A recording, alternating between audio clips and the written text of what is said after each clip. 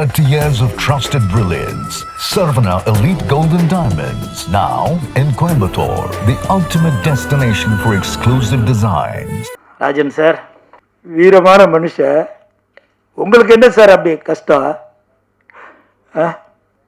அவங்க மகன் இன்னைக்கு பேட்டியில் சொல்கிறாரு, எதுவும் ரூமரை கிளப்பாதீங்க அப்படின்னு.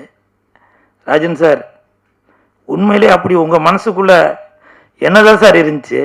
எனக்கு பல இடத்துல நீங்கள் புத்திமதி சொல்லியிருக்கீங்க. இங்கே நான் வந்தப்போ கூட பல ப்ரெஸ்ஸுக்காரங்க என்கிட்ட கேட்டாங்க, பழசெல்லாம் ஞாபகப்படுத்தி. ஏன்னா சில இடத்துல நான் கே ராஜன் சார்னால தான் பிரபலமே ஆனேன். எனக்கு அவ்வளோ புத்திமதி சொன்னார். இது எனக்கு ஒரு தாய் வீடு மாதிரி, அவர் எனக்கு தந்தை மாதிரி. கே ராஜன் சார், உங்களது குடும்பத்திற்கு எனது ஆழ்ந்த இரங்கல். ரவி மோகன் சார், உங்களோட கதர்லாம் நான் பார்த்தேன். அந்த வீடியோவை எடுத்து நான் யாருக்கு அனுப்பணுமோ அந்த வீடியோவை அனுப்பிச்சேன். எல்லா குடும்பத்திலையும் பிரச்சனை இருக்க தான் சார் செய்யுது. யாருக்கு பிரச்சனை இல்லை? எவ்வளோ பெரிய ஆள் வேணால் எடுத்துக்கோங்க. சினிமா மட்டும் இல்லை, அரசியல், தொழிலதிபர் யாராக இருந்தாலும் சரி, பிரச்சனை இருக்க தான் செய்யுது.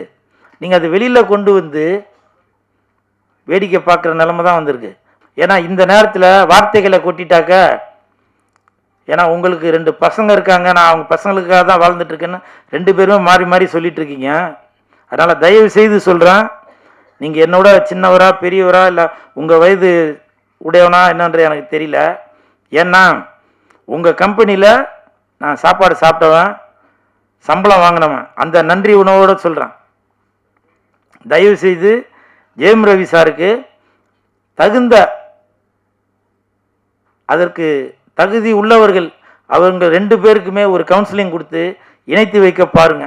ஏன்னா ஜெயம் ரவி சாரோட குடும்பம் எனக்கு நல்லா தெரியும். உங்கள் பாதம் தொட்டு கேட்குறேன், உங்களுடைய குழந்தைகளோட நலன் கருதி தயவு செய்து நீங்கள் ஒரு சுமூகமான ஒரு முடிவு எடுத்து நீங்கள் ஒத்துமையாக வாழணும். ஜெயம் ரவி சார், நீங்கள் கோவத்தில் சொல்கிறீங்க நான் இனிமேல் நடிக்க போகிறதில்ல அப்படின்னு. எனக்கு சினிமா இண்டஸ்ட்ரியை சேர்ந்தவங்க சொன்னாங்க, சேட்டலைட்டு நல்லா வியாபாரம் ஆகுறது ஜெயம் ரவிக்கு தான் அப்படின்னு.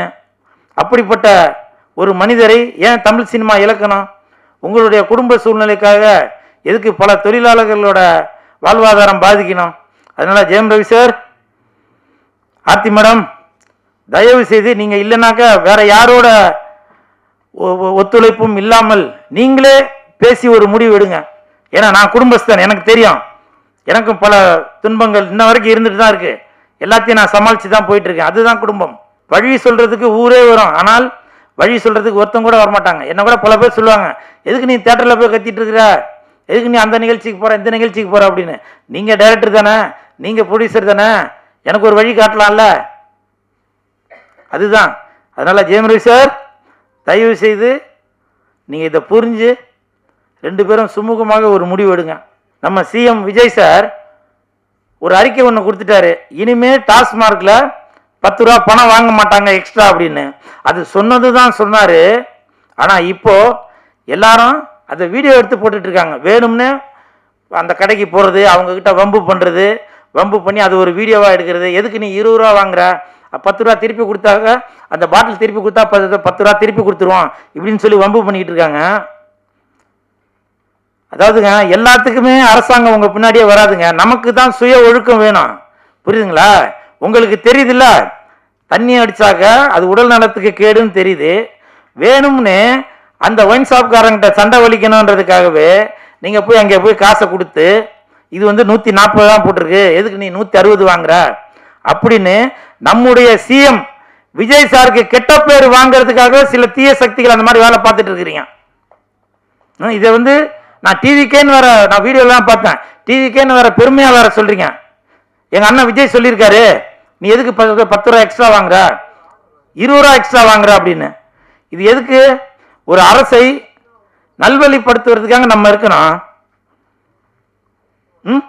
ஏன்னா இப்போ அந்த வீடியோ நீங்க எடுத்து போடுறது, இப்போ ஒரு மாசத்துக்கு முன்னாடி பார்த்தீங்கன்னாக்கா ஜாலியாக பெண்கள் ஆடுறதோ ஆண்கள் ஆடுறதோ ஏதோ ஒன்று, அவங்க ட்ரெஸ் போட்டு ஏதோ ஒன்று பல இதெல்லாம் வரும். ஆனால் இப்போ கடந்த ஒரு வாரமாக திறந்தாக்க வெறும் ஒயின் ஷாப் வீடியோ தான் வருது. அப்போ அந்த வீடியோ பார்த்துட்டு இருக்க குழந்தைங்களுக்குலாம் என்ன தோணும்? தெரியாத பசங்களுக்கும் அது சரக்குனா என்ன தட்டுங்க சார். தெரியாத பசங்களுக்கும் அந்த விஷயம் தெரிய வரும். நம்மளும் அது என்னன்னு தெரிஞ்சுப்போம் அப்படின்னு.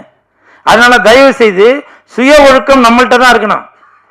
Sarvana Elite Gold and Diamonds, the ultimate destination for exclusive designs.